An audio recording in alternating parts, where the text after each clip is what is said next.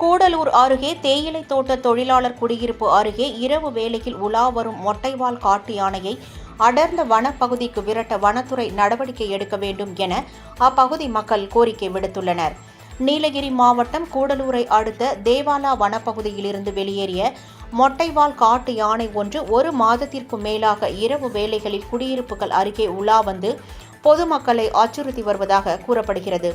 இதனால் தோட்ட தொழிலாளர்கள் இரவு வேளைகளில் அத்தியாவசிய மற்றும் அவசர தேவைகளுக்கு வீட்டை விட்டு வெளியே செல்ல முடியாத நிலை ஏற்பட்டுள்ளது.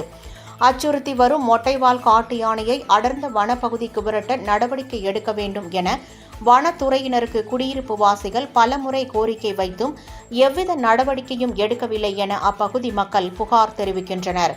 எனவே அசம்பாவிதங்கள் எதுவும் ஏற்படுவதற்கு முன் வனத்துறையினர் யானையின் நடமாட்டத்தை கண்காணித்து அதனை அடர்ந்த வனப்பகுதிக்கு விரட்ட அல்லது மயக்க ஊசி செலுத்தி பிடிக்க நடவடிக்கை எடுக்க வேண்டும் என தோட்ட தொழிலாளர்கள் கோரிக்கை விடுத்துள்ளனர்.